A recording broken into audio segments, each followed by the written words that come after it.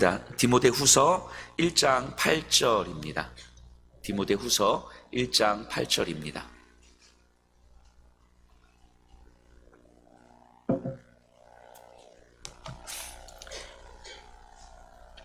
우리 한 절인데요. 우리 함께 읽도록 하겠습니다. 그러므로 너는 내가 우리 주를 증언함과 또는 주를 위하여 갇힌 자 된 나를 부끄러워하지 말고 오직 하나님의 능력을 따라 복음과 함께 고난을 받으라. 아멘. 어쩌면 오늘 이 말씀이 디모데후서를 통해서 바울이 디모데에게 정말 하고 싶었던 이야기였을 것 같아요. 이 디모데후서 이후에 펼쳐지는 이야기는 이 1장 8절을 좀 더 구체적으로 풀어가는 이야기일 것 같아요. 그럼 바울이 이 로마의 지하 감옥에서 사형 집행을 앞두고 있는 바울이 자신의 가장 사랑하는 제자이자 너무너무 사랑하는 이 성도들을 향하여서 왜 이 이야기를 하고 있는지, 이 1장 8절의 말씀이 얼마나 중요한 이야기인지를 좀 한번 살펴보려고 합니다. 이 8절을요, 크게 한 세 부분으로 좀 나눠볼 수 있을 것 같아요. 첫 번째는 8절에 보면요, 그러므로 너는 내가 우리 주를 증언함과 우리 주를 증언함에 대한 내용이고요. 두 번째는 주를 위하여 갇힌 자 된 바울이에요. 주를 위하여 갇힌 자 된 바울. 그리고 세 번째는 갇힌 자 된 바울을 부끄러워하지 않는 것. 이 세 부분으로 좀 나눠볼 수 있을 것 같고요. 이 세 가지를 이제 종합해서 그래서 복음과 함께 고난을 받으라, 이렇게 좀 이어지는 것 같아요. 그럼 한번 하나씩 좀 살펴보려고 하는데요. 우리 주를 증언함, 이것을 부끄러워하지 말라고 이야기하는 거예요. 예수를 증언하는 것이 부끄러운 일이기 때문인 거예요. 이 시대에서는요. 자, 예수님을 증언하는 것이라는 건 예수가 하나님의 아들이라는 것과 예수께서 십자가에서 죽으셨다는 것과 예수께서 다시 살아나셨다는 것, 이것을 의미하는 걸 텐데요. 당시 1세기 에베소에 살고 있는 이 디모데가 에베소 교회를 목회하고 있었으니까 에베소에 살고 있는 사람들에게는 이 예수님에 대한 이야기가 얼마나 말이 안 되는 이야기인지를 좀 생각해 봐야 될 것 같아요. 십자가의 죽음은 당연히 말이 안 되는 거였어요. 당시 사람들에게는 굉장히 수치스러운 이야기였고요. 그런데 부활 이야기는요, 십자가보다도 훨씬 더 말이 안 됐던 이야기 같아요. 이제 에베소 사람들에게는. 이 에베소는요, 당시에 헬라 철학의 중심지였거든요. 그러니까 에베소 지역에 살고 있던 사람들의 그 삶에는 헬라 사상이 그냥 그 삶의 전제처럼 깔려 있었어요.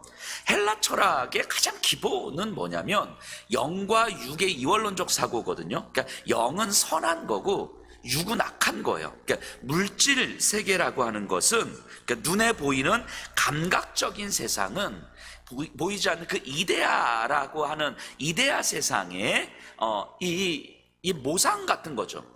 그러니까 이 진짜 선한 참된 세계는 저 이데아, 보이지 않는 어떤 곳에 있고, 그리고 그것이 이 감각적으로 경험되는, 우리가 감각적으로 살아가는 현실 속에서 드러난다고 보는 거예요.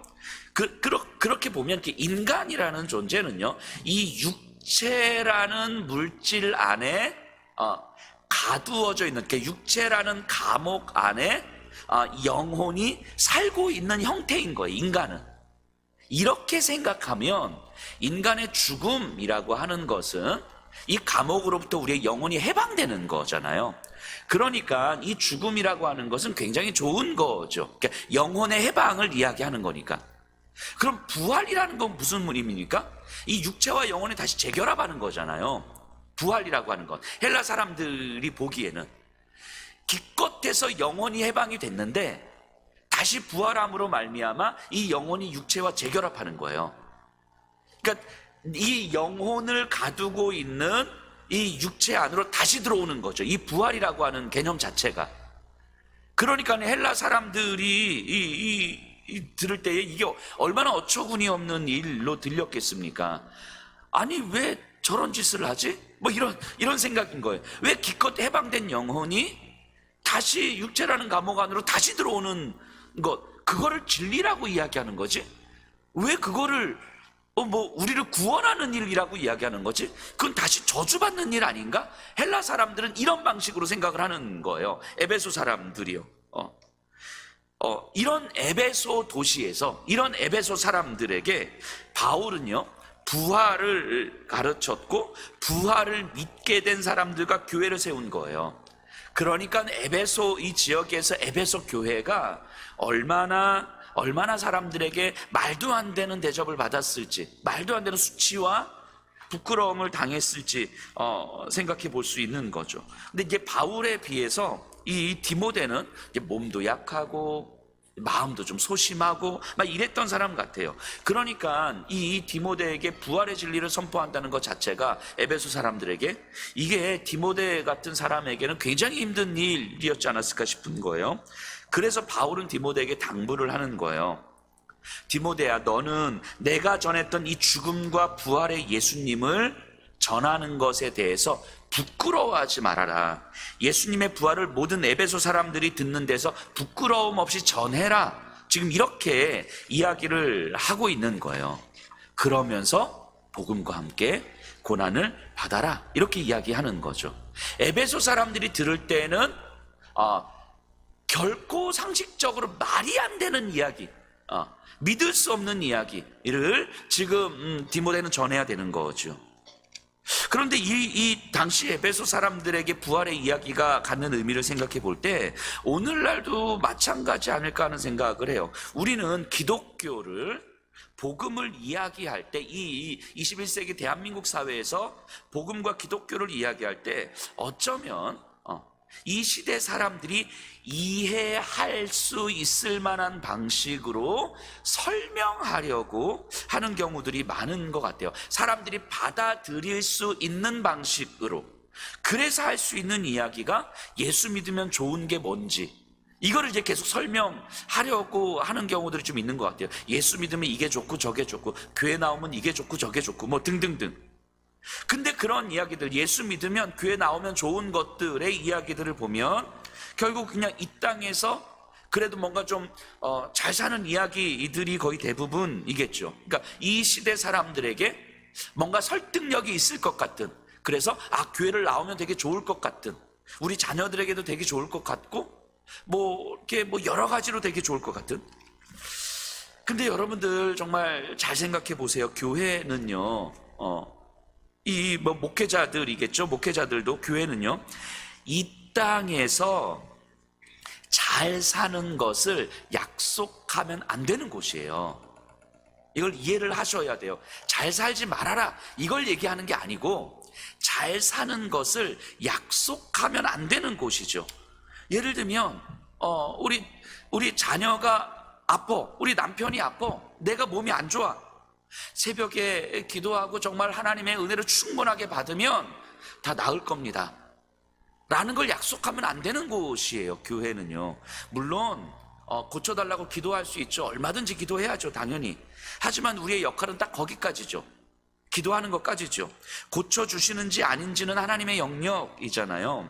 하나님의 영역까지 교회가, 목회자들이 약속하면 안 되는 거예요. 고쳐주셔도 하나님의 일하심일 거고, 안 고쳐주셔도 하나님의 일하심이겠죠. 기도 열심히 하고 헌신 열심히 하면 아파트도 하나 분양받고, 좋은 차도 사고, 자녀들 대학에도 합격하고, 이런 것들이 약속되면 안 되는 곳이 교회인 거죠. 이런 것들을 약속하는 순간 이 교회는, 예수 그리스도의 복음은 결국 이 땅에서 예수 믿고 잘 사는 이야기들로 전락해버리는 거예요. 사람들에게 설득력 있는 방식으로, 사람들에게 받아들일 수 있는 방식으로. 마치 에베소에서 에베소 교회가 만약 이런 식으로 이야기를 했다면 어떤 이야기를 했겠습니까? 부활을 이야기하면 안 되는 거예요. 부활은 당시 사람들에게, 에베소 사람들에게는 받아들일 수 없는 이야기, 해방된 영혼이 다시 감옥으로 들어가는 이야기, 그러니까 저주받는 이야기를 하는 거거든요. 부활의 이야기라고 하는 것.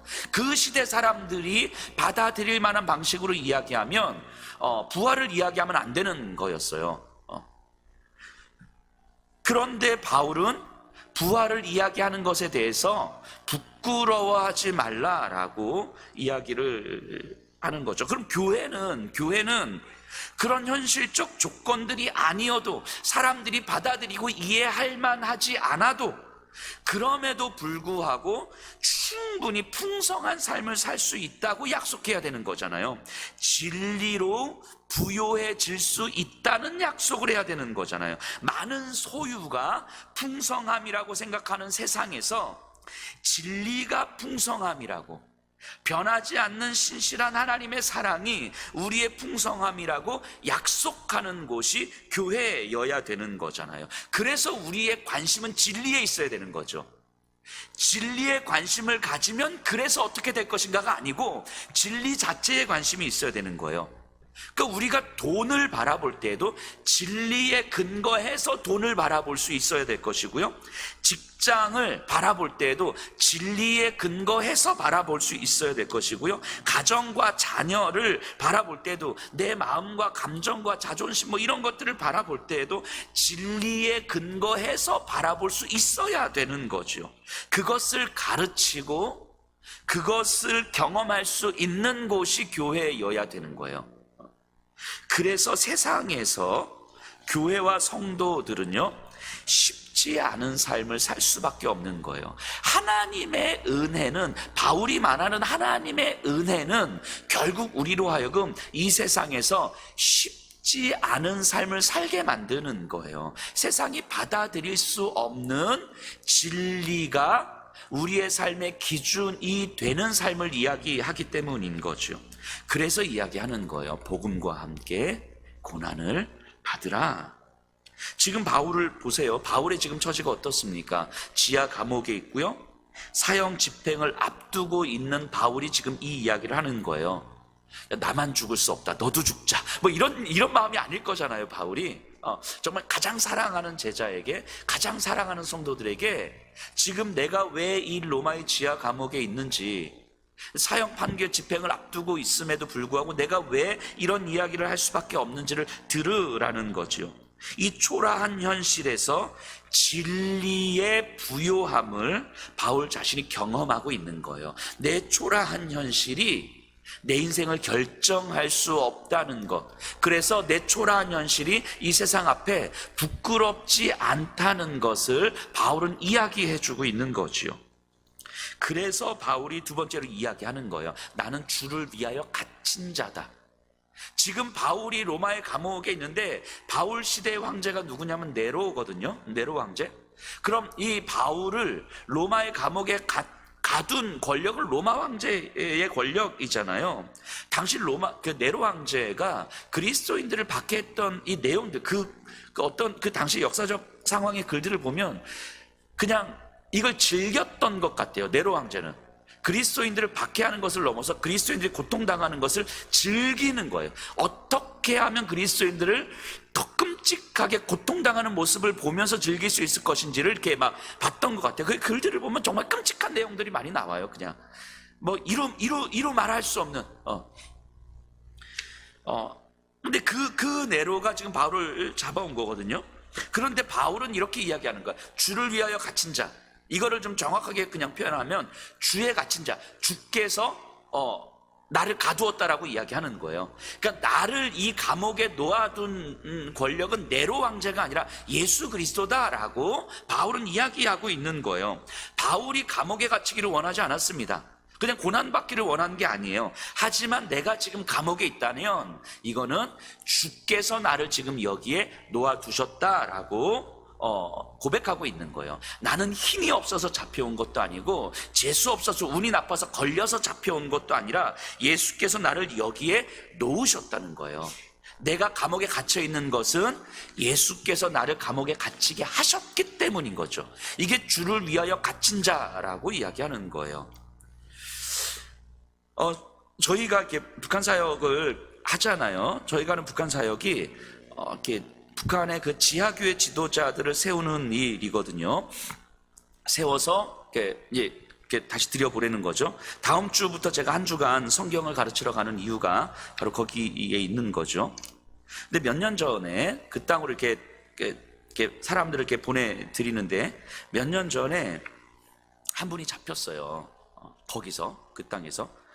거기서는 이게 정치범으로 들어가기 때문에, 이렇게 종교로 잡힌 건 이제 정치범으로 들어가기 때문에 굉장히 어떤 고문도 받고요. 그리고 인간 이하의 대접을 받는 거죠. 인간 이하의 대접. 그러니까 인격이 없어지는 거죠. 그래서 정말 좀 이렇게 막 소름이 끼쳐요. 제가 제일 소름이 끼쳤던 내용 중에 하나는 뭐라 그러죠? 이렇게 새벽이라서 좀 죄송하긴 하지만 내가 싼 대변을 이렇게 먹게 하는 거예요. 그러니까 이런 게 무슨 의미냐면 인간으로서 대접하지 않는다는 거겠죠. 뭐 근데 어쩌 여러 상황들이 있어서 그분이 이제 1년 만에 나오셨어요. 얼마나 힘들었을까 싶은데, 근데 그분이 이런 말씀을 하시더라고요. 고위 간부들이나 감옥의 간수들은 예수님 이야기를 들을 기회가 거의 없다는 거예요. 그러니까 일반 그래도 이제 사람들은 이래저래 뭐 해서 이렇게 기독교에 대해서, 예수님에 대해서 들을 수 있는 기회들이 있는데, 이 감옥의 간수들이나 이런 사람들은 거의 없다는 거죠. 그런데 자신이 1년여 동안 감옥에 있음으로 인해서 그 간수들이 예수님의 이야기를 들을 수 있었다는 거예요. 하나님께서 자신을 그 감옥에 데려다 놓으신 이유가 분명히 있었다는 거죠. 이게 자신을 인간 이하로 취급했던 그 간수들에게 그렇게 예수님의 이야기를 했었다는 거죠. 너무 분명하죠. 힘이 없어서, 재수가 없어서 잡힌 것이 아니라 주께서 자신을 그곳에 데려다 놓으셨음을 말하고 있는 거예요. 세상 권력이 나를 잡아놓고 거기에서 고문하고 거기서 못살게 굴었던 것 같지만, 사실은 예수 그리스도께서 당신의 이유가 있으셔서 나를 그곳에 놓으셨다고 이야기하는 거죠. 이것이 너무 분명하게 믿어졌기 때문에 거기서 예수의 이유가 내 삶을 통해서 드러났던 거 아니겠습니까? 아마 올 봄에 제가 한번 말씀드렸던 것 같아요. 올 봄에 제가 그 강의를 다녀온 다음에 말씀드렸던 것 같은데, 거기 제가 다음 주에 이제 가는 그곳에 계신 분들 중에서 북한 사역을 오랫동안 하셨던 분인데, 부부가, 근데 남편이 이렇게 순교를 당하신 거예요. 자신이 양육하고 돌보았던 그 북한 사람에게 이제 배신을 당해서 이제 남편이 이제 도끼로 이제 찍혀서 이제 죽으신 거예요. 그 길로 이제 도망쳐 나온 거죠, 대한민국으로. 이 아내 선교사님이 와서 여기서 정말 경제적으로 너무 어렵게 수년 동안 이제 살아오신 거예요. 그러니까 이분의 입장에서는 하나님이 얼마나 원망스러웠을 것이며 북한과 그 사람들이 얼마나 진절머리 났겠습니까? 그런데 이분이 어디에 와 앉아 있는 거예요? 북한 사역을 준비하는 자리에 와서 지금 훈련을 받고 있는 거예요. 저는 아무리 생각해도 이게 어떤 의지와 결단의 문제일 수가 없다는 생각이 들어요. 이분도 그렇게 말씀하시는 거죠. 자기는 싫은데, 이 자리에 앉아 있는 것 자체가 싫은데, 북한을 생각하는 것 자체도 싫은데, 이 자리에 있으면 북한을 사랑하는 사람들이 모여 있는 자리인데 이 사람들을 바라보는 것조차도 싫은데, 그런데 북한을 위해서 계속 준비해야겠다는 마음을 주시더라는 거죠. 그래서 울면서 앉아 있는 거예요. 울면서. 제가 한 주간 성경을 가르쳐야 되는 분들이 이런 분들이거든요. 이런 분들 앞에서 제가 성경을 가르치는 게 이게 얼마나 부끄러운 일인지 몰라요. 얼마나. 뭐 제가 이 여목사가 그래도 나름 열심히 막 하고, 목사님 뭐 열심히 하시는 것 같아요라고 뭐 생각할 수 있지만, 이런 분들 앞에 서면 이건 뭐 택도 없는 이야기지요. 제가 조금 피곤한 것이 이런 분들 앞에서는 아무런 문제도 되지 않아요. 그래서 한 주간 하루 종일 온 힘을 다해서 성경을 가르칠 수밖에 없는 거죠. 그렇게 하루 종일 아침부터 저녁까지 계속 성경을 강의하는데요.